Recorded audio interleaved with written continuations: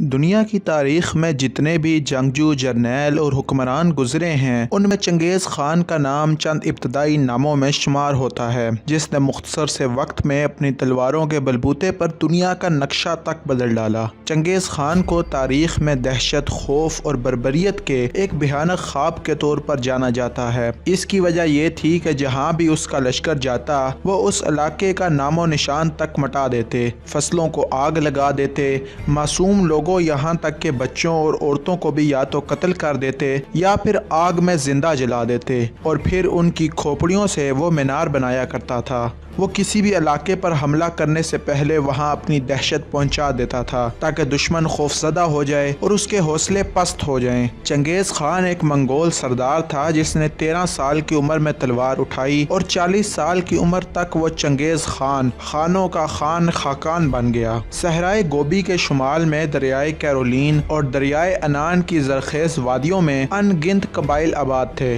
جن میں کچھ منگول قبائل بھی شامل تھے۔ انہی منگول قبیلوں میں یسوگئی نامی ایک شخص کے گھر میں ایک بچے کی ولادت ہوئی جس کا نام اس نے تموجن رکھا۔ چنگیز خان 1162 عیسوی میں دریائے انان کے علاقے میں پیدا ہوا۔ وہ منگول سردار خاندان کا لاڈلا چشم و چراغ تھا اور اس کا اصلی نام تموجن تھا، جس کے لفظی معنی آئرن ورکر یعنی لوہے کا کام کرنے والے کے ہیں۔ اس کی پیدائش کے وقت بعض دانا نے اس کے مستقبل کے بارے میں پیشن گوئیاں کی تھی کہ یہ بہت بڑا جابر حکمران اور جنگجو لیڈر بنے گا۔ 13 سال کی عمر میں اس کے والد نے اس کی شادی کر دی، کیونکہ شروع سے ہی چنگیز خان نہایت شاہانہ مزاج کا حامل تھا، اس لیے اپنی لیاقت کی بنا پر اسی سال تخت نشین بھی ہو گیا۔ ناظرین، منگول قومیں وحشی قسم کی شکاری قوم تھی۔ یہ علاقہ چونکہ برفانی تھا لہٰذا انہیں برف باری، سردی اور بھوک سے بچاؤ کے لیے کھالوں اور خوراک کی ضرورت ہوتی تھی، لہٰذا یہ لوگ چھپ کر اور گھات لگا کر 12 سنگوں کا شکار کرتے تھے۔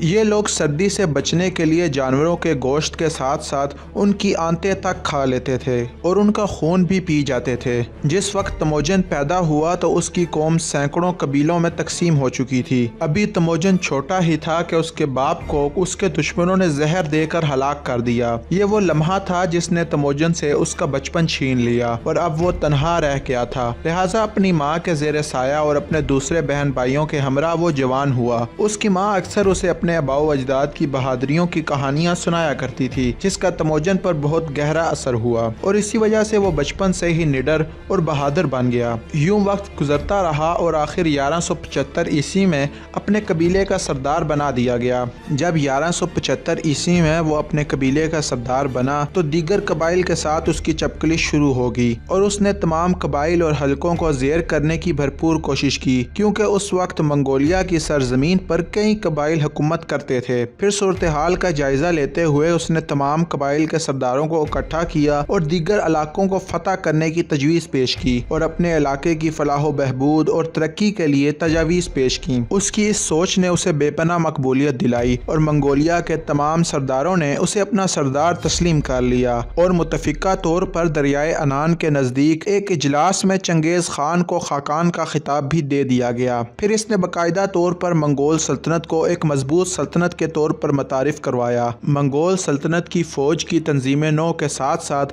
دیگر اداروں کو بھی مضبوط بنیادوں پر قائم کیا اور جلد ہی تموجن نامی شخص عالم اقوام میں چنگیز خان کے نام سے نڈر اور بے تاج بادشاہ مشہور ہو گیا۔ چین کو 2 مرتبہ تاراج کیا اور 1214 عیسوی سے لے کر 1218 عیسوی تک 2 چینی ریاستوں ہیا اور کن پر قابض ہو گیا۔ پھر اس نے بتدریج طاقت کا استعمال کرتے ہوئے دیگر ملکوں کو بھی زیر کرنے کا منصوبہ بنایا اور نئی طرز پر خارجہ پالیسیاں ترتیب دیں۔ 1219 عیسوی میں اس کے چند سفیر جو کہ دیگر ملکوں میں بھیجے گئے تھے قتل کر دیے گئے۔ اس واقعے نے چنگیز خان کو مزید تسخیر عالم پر حاوی کر دیا اور وہ دنیا کو فتح کرنے کے ارادے سے نکل پڑا۔ اس نے بخارا اور دیگر علاقوں کو خوب لوٹا اور برات پر بھی قابض ہو گیا۔ بخارا اور دیگر علاقوں میں خون ریزی کرنے کے بعد چنگیز خان کا رخ جنوب مشرق اور یورپی ممالک کی طرف ہو گیا، حتیٰ کہ اس کی فوجوں نے جنوبی روس اور شمالی ہند تک رسائی حاصل کر لی اور لشکر کشی کر کے ان سب پر قبضہ کر لیا اور منگول سلطنت کا سکہ قائم کرنے کے لیے اس نے بے پناہ خون ریزی کی،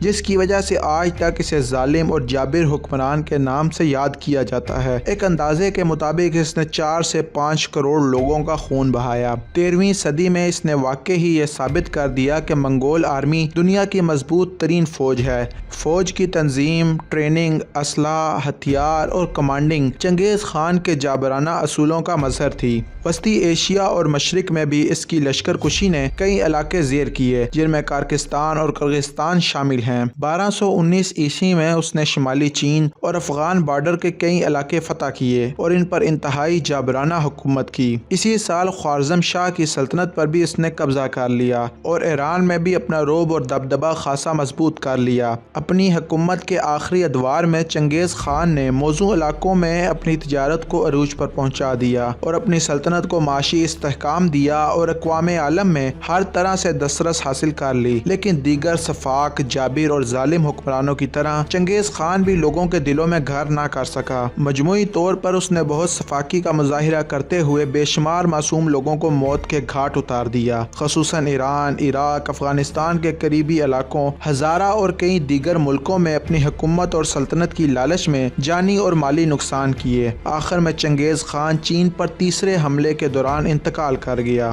یہ حقیقت ہے کہ اس کی ذہانت اور چلاکی میں اس وقت اس کا کوئی ثانی نہیں تھا، لیکن تاریخ میں خون ریزی اور بدامنی کا سیاہ باب چھوڑ گیا۔ مورخین کے مطابق چنگیز خان کا آدھی دنیا کو فتح کرنے کے پیچھے بہت دلچسپ حقائق ہیں۔ در حقیقت اس نے اس کے لیے 2 فارمولے اپنائے۔ پہلا فارمولہ اس کی رفتار تھی۔ وہ 1 ہفتے میں وہاں پہنچ جاتا جہاں کوئی عام لشکر مہینے میں پہنچتا تھا، اور اس کے لیے اس نے اپنا تمام لشکر گھوڑوں پر منتقل کیا اور پیدل دستوں کو ختم کر دیا۔ اس کے ہر سپاہی کے پاس 3 گھوڑے موجود ہوتے تھے۔ دوران سفر جب کسی سپاہی کا گھوڑا تھک جاتا تو وہ اس گھوڑے کو ذبح کر دیتا اور اس کا خون دوسرے گھوڑوں کو پلا دیتا اور گوشت کاٹ کر اپنے ساتھ رکھ لیتا اور دوسرے گھوڑے پر سوار ہو جاتا، اور یوں چنگیز خان کا لشکر بغیر رکے آگے بڑھتا جاتا۔ دوسرا فارمولہ اس کی ٹیکنیک تھی۔ منگول قوم وہ پہلی قوم تھی جو گھوڑوں پر بیٹھ کر لگامیں چھوڑ کر تیر چلا لیا کرتی تھی اور دشمن کو زیر کر دیتی تھی۔ چنگیز خان کی قبر اس کی وصیت کے مطابق ایک نامعلوم مقام پر بنائی گئی اور اس کے اوپر سینکڑوں گھوڑوں کو بار بار دوڑا کر زمین برابر کر دی گئی، اور اس کے بعد ان گھوڑوں کو چلانے والے سپاہیوں کو بھی قتل کرا دیا گیا تاکہ چنگیز خان کی قبر کے بارے میں کبھی کوئی نہ جان سکے۔ ناظرین، اگر آپ اس طرح کی مزید ڈاکومنٹریز دیکھنا چاہتے ہیں تو ہمارے چینل کو سبسکرائب کریں، اس ویڈیو کو لائک کریں اور نیچے کامنٹ سیکشن میں اپنے خیالات کے اظہار ضرور کریں۔ Thanks for watching.